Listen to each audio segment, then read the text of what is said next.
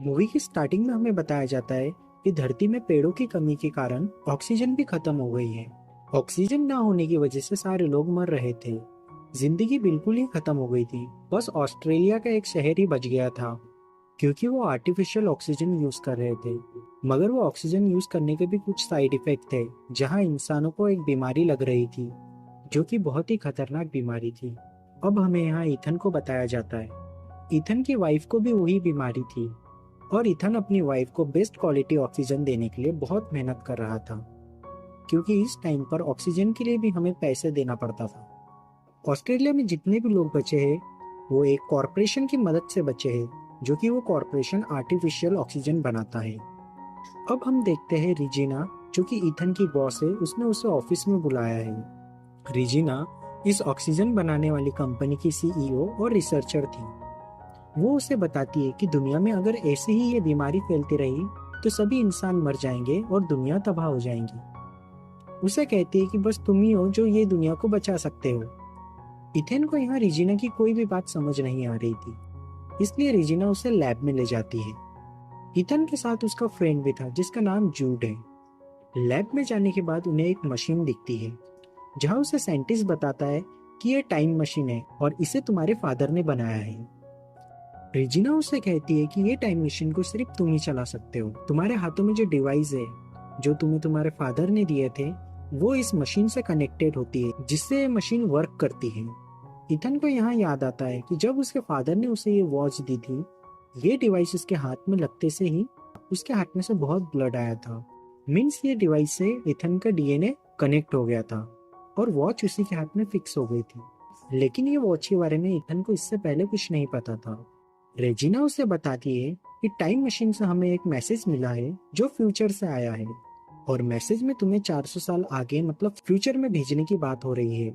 यहाँ उसे एक साइंटिस्ट कहता है कि हमें पता चला है 400 साल बाद ये दुनिया दोबारा पहले जैसी हो गई है, मतलब पूरी ठीक हो चुकी है। यानी वहाँ प्लांट्स और ऑक्सीजन है, और उस जगह का क्लाइमेट भी बिल्कुल नॉर्मल है। तुम्हारे फादर के एक्सपेरिमेंट के मुताबिक तुम्हें वहां जाना है और प्लांट और ऑक्सीजन को तुम्हें लिफ्ट करके यहाँ लाना है। यानी कि तुम फ्यूचर से प्लांट और ऑक्सीजन को यहाँ पास्ट में भेजोगे, जिससे हम यहाँ दोबारा अपनी लाइफ स्टेबल कर लेंगे। इथन को लगता है यहाँ की सब उसके साथ गेम खेल रहे हैं, और अगर ऐसी कोई बात है भी तो इथन नहीं जाना चाहता था, क्योंकि उसकी वाइफ बीमार थी। लेकिन यहाँ रिसर्चर और रिजीना को लग रहा था कि अगर इथन फ्यूचर में गया तो वो सब कुछ ठीक कर सकता है। अब हमें बताया जाता है कि इथन अपने दोस्त जूड के साथ में है, जो उसे फ्यूचर में जाने के लिए मना रहा है। मगर यहाँ इथन नहीं जाना चाहता था, क्योंकि उसे उसके फादर के जैसा नहीं बनना था। जॉब के लिए अपनी फैमिली यानी कि उसकी मदर और इथन को छोड़ के चले गए थे। उसके फादर के चले जाने के बाद से ही जूड ने उसका बिल्कुल छोटे भाई के जैसा ध्यान रखा था। इथन यहाँ बिल्कुल नहीं जाना चाहता था, मगर जूड उसे कहता है कि तुम्हारी वाइफ बीमार है, उसे ठीक करने का ये एक अच्छा मौका हो सकता है। तुम प्लांट्स और ऑक्सीजन को यहाँ लेके आओ, जिससे यहाँ का एनवायरनमेंट बिल्कुल ठीक हो जाएगा, जिसके साथ साथ तुम्हारी वाइफ भी ठीक हो जाएंगी। अब जब इथन घर आता है तो ये सब बातें उसकी वाइफ को बताता है। वो भी उसे फ्यूचर में जाने के लिए कहती है।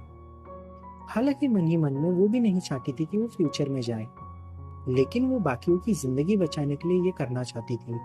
रात को इथन बहुत ज्यादा सोचने के बाद वो सुबह रिजीना के पास जाता है। उसे कहता है कि मैं जाने के लिए तैयार हूँ, लेकिन मेरी एक शर्त है।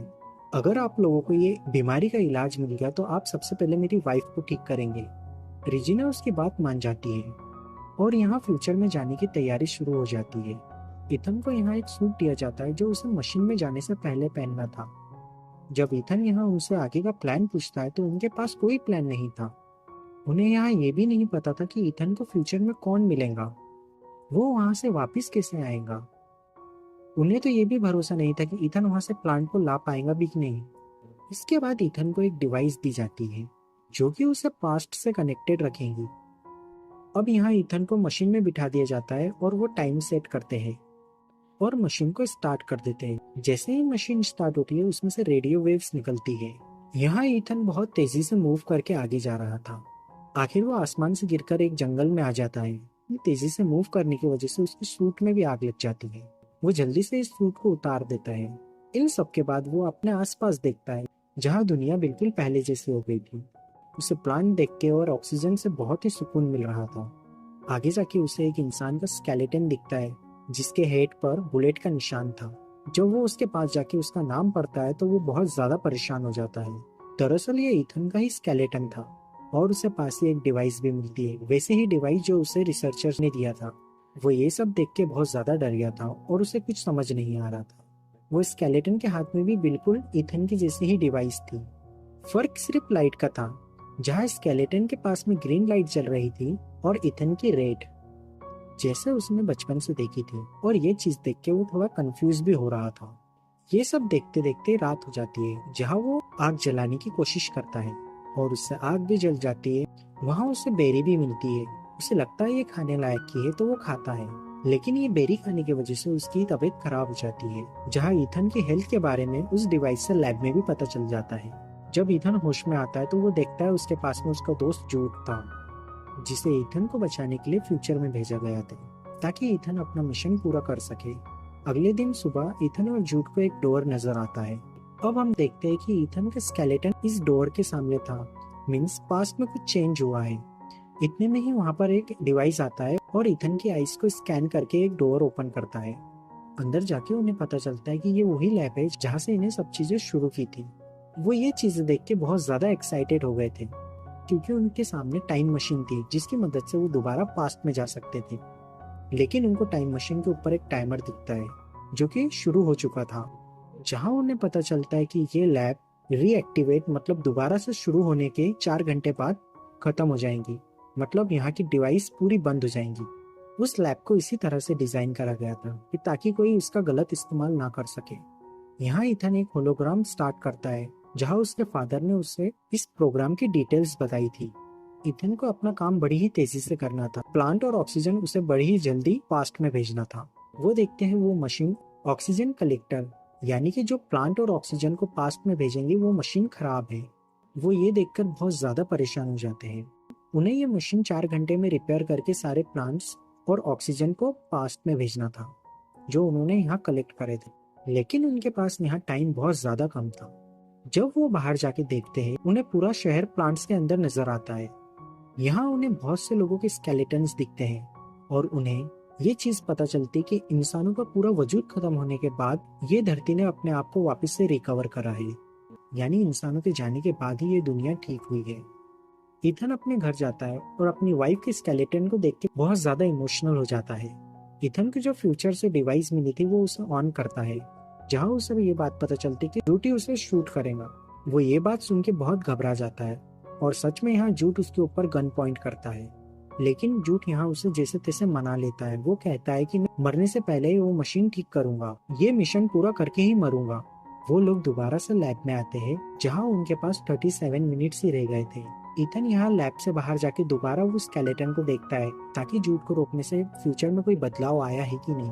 उसका स्केलेटन वहीं पड़ा था, जिससे ईथन को पता चलता है कि फ्यूचर अभी चेंज नहीं हुआ है। वो इन चीजों के बारे में ज्यादा जानना चाहता था, इसलिए वो अपनी डिवाइस से बैटरी निकाल के दूसरे डिवाइस में डालता है, जहाँ उसे वो वीडियो नजर आती है जहाँ जूट ने उसे मारा था। जूट कहता है हमारे बचने के चांस बिल्कुल भी नहीं है। ऑक्सीजन कलेक्टर मशीन को ठीक करेंगे तो बहुत ज्यादा टाइम हो जाएगा। हमें इससे पहले इस टाइम मशीन में बैठ के दोबारा वापस वहीं चले जाना चाहिए। जहाँ ईथन जूट की बात नहीं मानता है और उसे एक रूम में बंद कर देता है। वो वापस आके उसके फादर का होलोग्राम रिकॉर्डिंग स्टार्ट करता है। ये उसी दिन की रिकॉर्डिंग थी जिस दिन उसके फादर की डेथ हुई थी।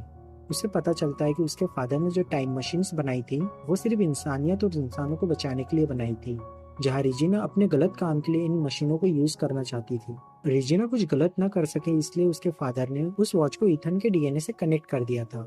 लेकिन रिजिना हार मानने वाले में से नहीं थी। उसने जूट के साथ मिलकर उसके फादर को मार दिया ताकि वो ईथन को अपने मिशन के लिए यूज कर सके। ईथन ये चीजें देख के बहुत ही ज्यादा डिस्टर्ब हो गया था। वो बहुत परेशान हो गया था।